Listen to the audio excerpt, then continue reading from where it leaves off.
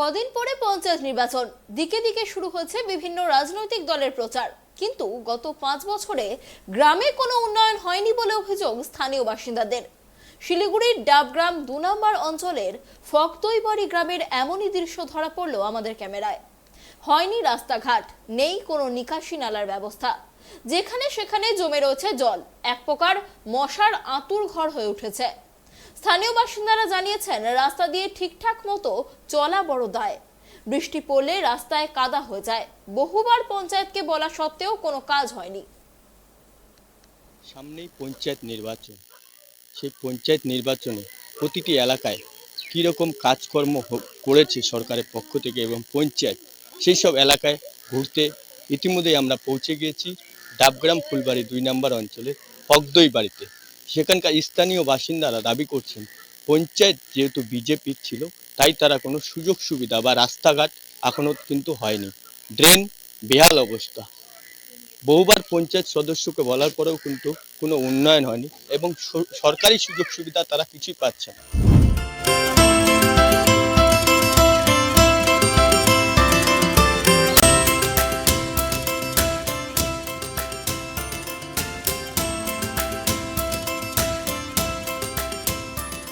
উন্নয়ন তো কি আমাদের এই বিজেপি পঞ্চায়েত, আমাদের এই বিজেপি থেকে তো টিএমসি থেকে তো কোনো উন্নয়ন করছে না। আমাদের এলাকাটা বিজেপি, আর এই পঞ্চায়েত ভোট তো চলে আসলো, তো এখনো কোনো যেরকম রাস্তায় সেরকমই আছে, আর টিএমসি থেকে কোনো কিছু করছে না, এটাই। আর এটা তো 15 বছর থেকে এই বিষয়টা এরকমই চলছে। এর আগে এর আগে সিপিএম ছিল না, কোনো উন্নয়ন হয়নি। অঞ্চল থেকে কোনো কাজ নেই। এবারে আবার আমাদের মেন হচ্ছে সমস্যা, আমাদের পার্ট হয়ে গেছে বিজেপির জন্য টিএমসি থেকে কোনো কাজ দিচ্ছে না, কোনো কাজ মানে পাচ্ছে না। সেই জন্য আমাদের মানে পার্টে কোনো কাজ হচ্ছে না। পঞ্চায়েত নির্বাচন এই বছরে টিএমসি মানে আমাদের পার্টে তো এখন বিজেপি আছে। এবার আবার বিজেপি মানে মনে হয় তো বিজেপি জিতবে। আসতেছে না, এই বিজেপি পঞ্চায়েত আসার পরে তো কোনো কাজই হয় নাই। 100 দিনের কাজই মনে করেন যে 15 দিন হয়েছে কিনা তার ঠিক নেই, তারপর আর থেকে কাজ বন্ধ। কেন হচ্ছে সেটা বলতে পারতেছি না, তো কেন যে হচ্ছে না।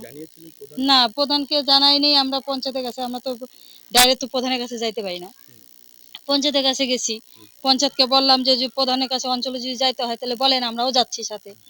তা বলে কি হ্যাঁ যখন প্রয়োজন হবে তখন বলবো। তা আমাদের কাছ থেকে কাগজপত্র ডকুমেন্টস নিল, জেরক্স করে বললো যে আমাদের কাছে জমা দিয়ে যান, আমরা এটা নিয়ে সরকারি তো অনেক ধরনের প্রকল্প বাড়িয়েছে, বয়স্ক ভাতা, বিধবা ভাতা। আমাদের দেখেন, আমাদের বাড়িতে তো এখন পর্যন্ত বয়স্ক ওইরকম বয়স্ক ধরনের হয় নাই। বয়স্ক ভাতা আমরা পাবো কি করে, বয়স সেরকম হয় নাই। কিন্তু আমরা সরকারি ঘর পাইছি আমাদের সিপিএম এর আমলে থাকতে।